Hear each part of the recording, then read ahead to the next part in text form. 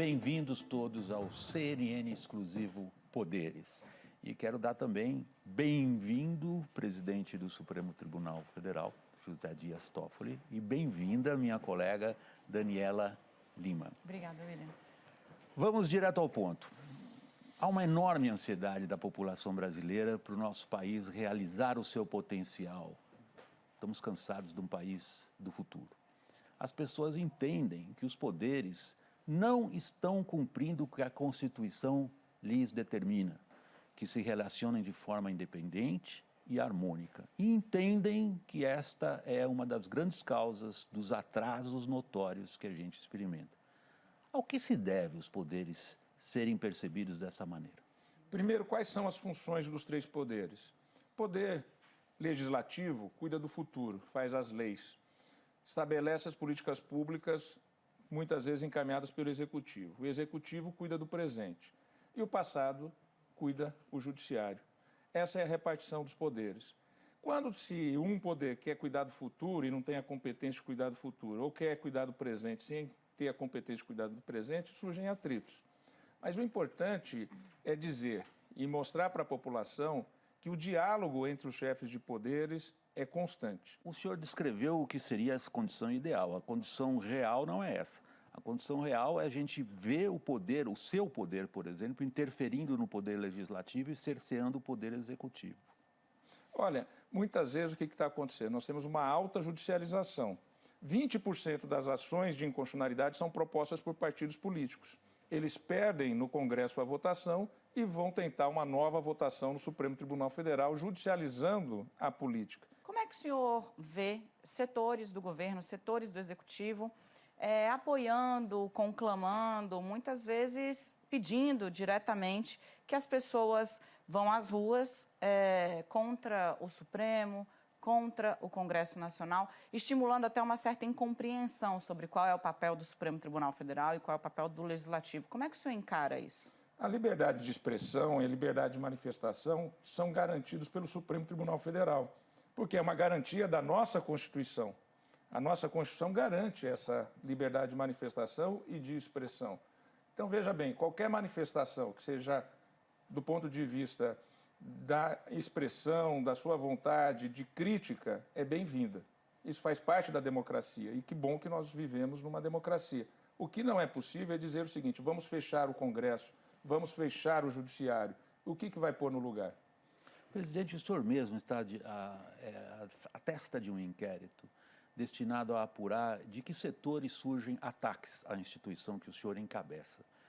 Aparentemente, esses ataques vêm de setores da Justiça, de setores do Ministério Público e de setores parlamentares também. O que o senhor concluiu até agora?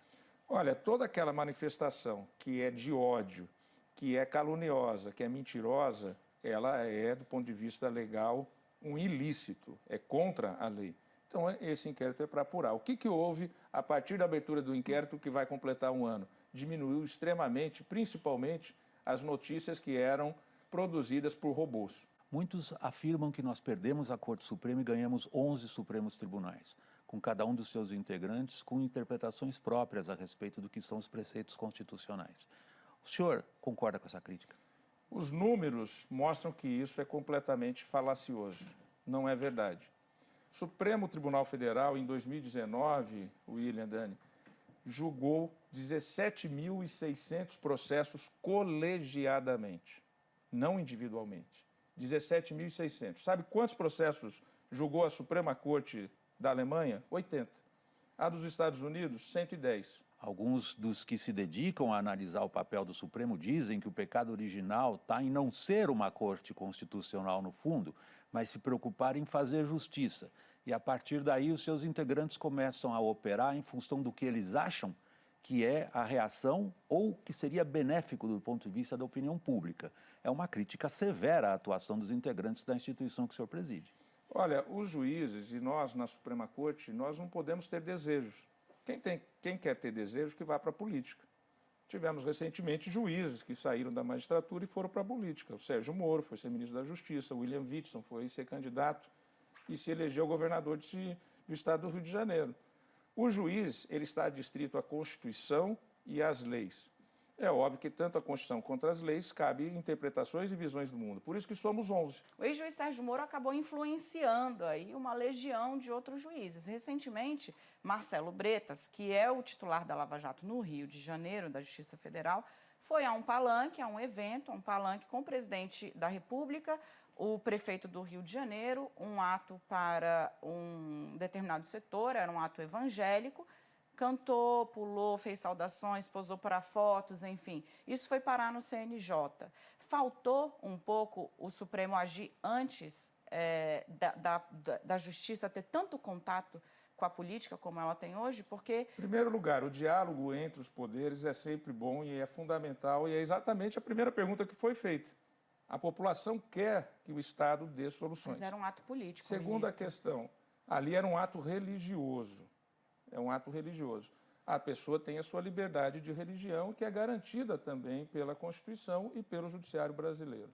Há, por parte da sociedade em geral, um imenso apoio à campanha anticorrupção. Boa parte da discussão política em torno da campanha anticorrupção se dá em identificar aqueles que, aos olhos de alguns movimentos políticos, acabam sendo identificados como obstáculos à campanha anticorrupção. Isto acabou resvalando ou acabou sendo colocado aos pés do Supremo. O senhor considera essa crítica injusta? Também é injusta, porque todas as leis que geraram a delação premiada, a criminalização da organização criminosa, elas tiveram origem, a lei da transparência, tiveram origem e participação do Supremo Tribunal Federal na sua elaboração, com sugestões ao Congresso Nacional. Onde é que foi que o Supremo falhou? Tomando pelo valor de face a afirmação que o senhor está fazendo, falhou na comunicação, falhou porque as pessoas seguem não entendendo, talvez, direito o impacto das decisões? Por que as pessoas veem o Supremo, ao contrário, como um agente leniente? Né? Não é leniente de maneira nenhuma. O Supremo Tribunal Federal garante o quê? Que o processo tenha sido feito dentro das regras do jogo. Mas a pergunta dela não é essa, é qual é a percepção.